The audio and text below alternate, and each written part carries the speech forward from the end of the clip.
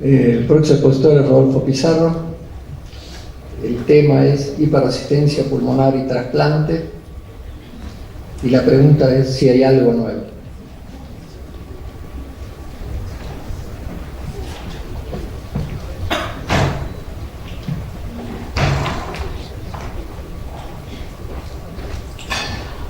Bueno, este tema lo tratamos el año pasado. La pregunta era si contraindicaba. Y ahora la pregunta es si hay algo nuevo, ¿no? Este es un paciente, uno de los tantos pacientes que uno tuvo y evaluó en el pretrasplante.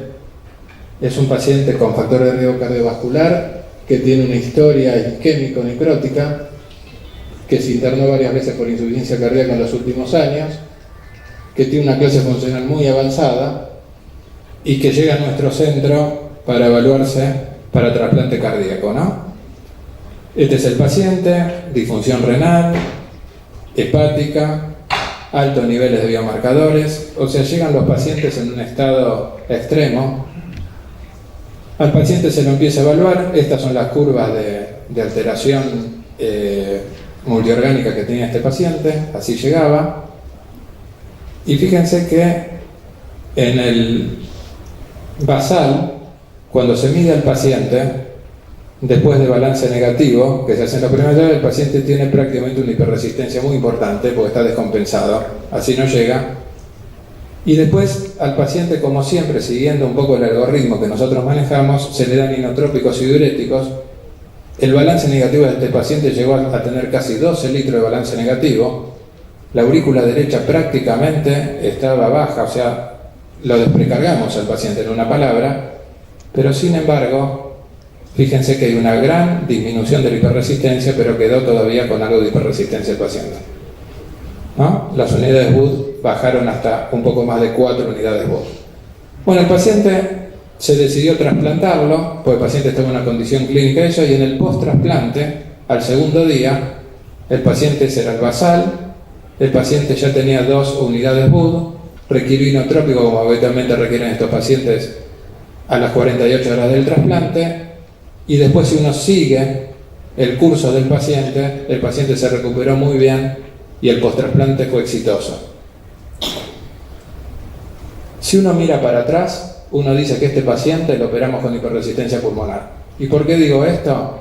Porque las guías hoy nos marcan esto, las últimas guías del 2017. Dice que hay pacientes ideales para trasplantar cuando tienen menos de 3 unidades Wood, que son aceptables cuando tienen menos de 4, pero cuando tienen más de 4 son probables, y acá los caminos son variados. Y por supuesto, cuando los pacientes están en el último cuadro, ya con más de 6 unidades Wood y todo, a estos pacientes se los requiere descargar con algún método de asistencia, etcétera, etcétera. Si nosotros nos paramos en nuestro paciente, ahí está la tilde, evidentemente es un paciente con una probabilidad reversible de esto, pero donde las guías no toman un camino para esto. Sin embargo, a este paciente le fue bien. No es el primer paciente que tenemos así.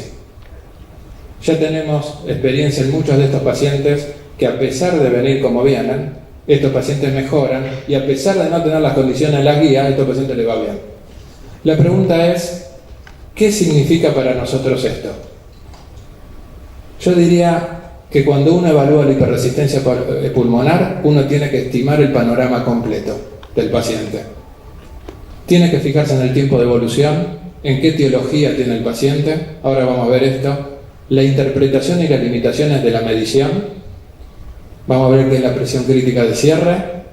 Y si nos tenemos que adaptar a un punto de corte o a la respuesta del paciente y al contexto del paciente. Lo primero, el tiempo de evolución y la etiología. El tiempo de evolución de la cardiopatía y la hipertensión residual conforman uno de los predictores de la hiperresistencia.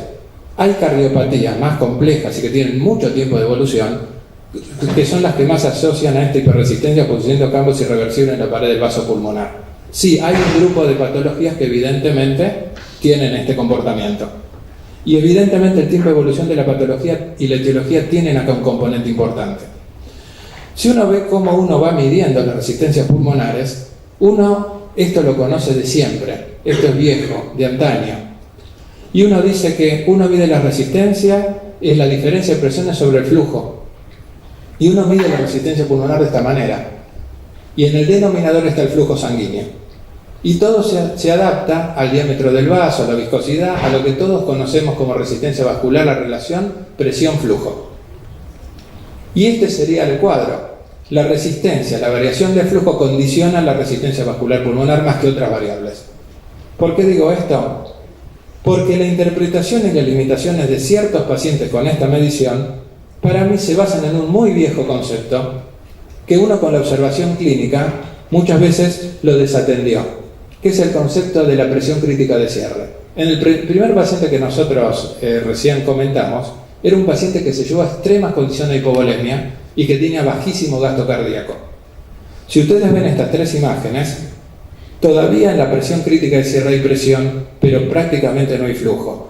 Y en la curva de la derecha, ustedes ven que a ciertos flujos elevados hay una relación prácticamente lineal con la resistencia.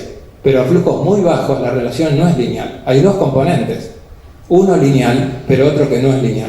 Y justamente este grupo de pacientes con mucha hipovolemia y bajo flujo tienen este componente para mí fisiopatológico, donde la presión crítica de cierre hace que por más que no haya flujo todavía queda cierta presión, pero lo que no significa que sea irreversible. Y creo que fue lo que pasó con el paciente primero. Por lo tanto, si uno tiene que considerar el tiempo de evolución de la cardiopatía, en congénitas más que la del adulto, el bajo gasto y las condiciones de hipovolemia, donde las mediciones habituales pueden entrar dentro de este concepto fisiopatológico que recién hablamos, que un decremento de la presión pulmonar y resistencia por encima del punto de corte no contraindican el trasplante. Los puntos de corte estaban hechos en otras poblaciones. Y son trabajos chicos todos.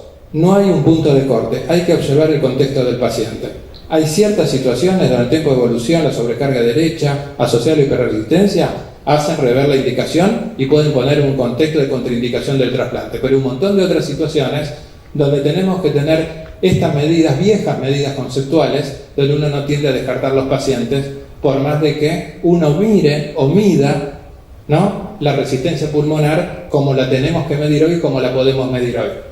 Pero recuerden fisiopatológicamente que muchas veces el número no hace a la contraindicación, hace más bien la interpretación del paciente. Por lo tanto, a mí me dijeron algo nuevo, y yo creo que lo nuevo son conceptos viejos que surgen de la observación de la práctica diaria, y nos hicieron ver que realmente no hay nada nuevo.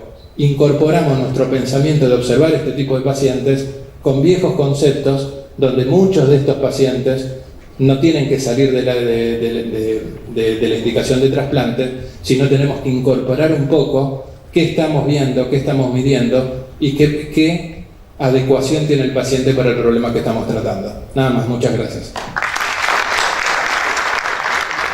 Gracias.